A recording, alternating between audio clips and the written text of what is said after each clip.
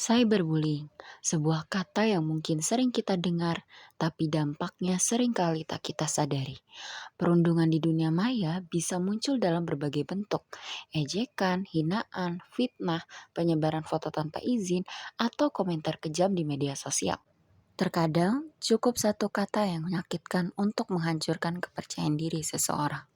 Bayangkan, setiap pagi seseorang membuka ponselnya bukan untuk melihat kabar baik, tapi untuk membaca ratusan komentar penuh kebencian. Dampaknya jauh lebih besar dari yang terlihat. Mereka akan mulai kehilangan kepercayaan diri, merasa tidak cukup sempurna, bahkan takut untuk membuka media sosial mereka sendiri.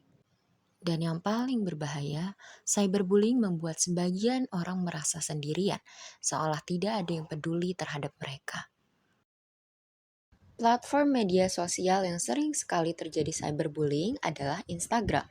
Sebagai siswa SMA yang aktif di media sosial, kita punya peran yang penting loh dalam menciptakan lingkungan pertemanan yang sehat di Instagram. Langkah-langkah yang bisa kita lakukan seperti yang pertama, meningkatkan kesadaran diri dan teman-teman tentang dampak buruk cyberbullying. Kedua, sebagai pengguna Instagram, kita bisa memanfaatkan fitur-fitur keamanan dengan bijak. Jika ada akun yang menghina, merundung, atau menyebarkan kebencian, kita bisa langsung memblokir dan juga melaporkannya. Ketiga, kita perlu belajar untuk tidak ikut menyebarkan komentar negatif atau gosip yang bisa menyakiti orang lain. Sikap diam atau tidak ikut dalam perundungan juga sudah menjadi bentuk perlawanan terhadap cyberbullying. Terakhir, kita dapat membangun budaya pertemanan yang positif di Instagram. Caranya dengan saling mendukung, memberi komentar yang membangun, dan menggunakan media sosial untuk berbagai hal-hal inspiratif seperti karya, pengalaman belajar, atau kegiatan sekolah. Nah, cara memanfaatkan aplikasi Instagram dengan baik, yang pertama, kita bisa memanfaatkan Instagram bukan hanya untuk hiburan, tetapi juga sebagai media pengembangan diri dan pembelajaran.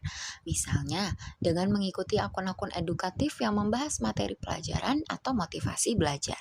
Kedua, mengatur waktu dan menjaga keseimbangan. Jangan sampai terlalu fokus pada media sosial hingga kita melupakan tugas sekolah atau waktu istirahat. Ketiga, kita harus menjaga etika dalam berinteraksi. Gunakan kata-kata yang sopan, hargai pendapat orang lain, dan jangan menyebarkan komentar negatif. Dengan begitu, Instagram bisa menjadi ruang yang penuh empati dan inspirasi, tempat di mana siswa saling mendukung untuk berkembang, bukan menjatuhkan. Melakukan cyberbullying di Instagram bukan hanya tindakan tidak etis, tetapi juga termasuk pelanggaran hukum. Jadi, apabila kita melanggar, kita dapat dikenakan hukuman sesuai dengan undang-undang yang telah diatur. Secara khusus, Pasal 27A dalam UU ITE, Undang-Undang Nomor 1 Tahun 2024, menyatakan bahwa setiap orang dengan sengaja menyerang kehormatan atau nama baik orang lain dengan cara menuduhkan suatu hal dengan maksud supaya hal tersebut diketahui umum dalam bentuk informasi elektronik dapat dipidana dengan penjara paling lama 2 tahun dan atau denda paling banyak 400 juta. Bahkan, terdapat dalil Al-Quran yang menyatakan larangan menghina dan merendahkan.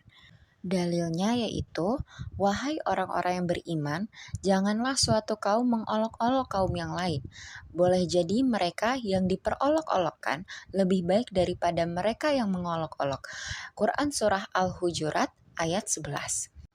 Nah, maka dari itu, sebagai seorang siswa SMA dan juga muslim-muslimah yang baik, kita harus menjaga etika dalam bermedia sosial.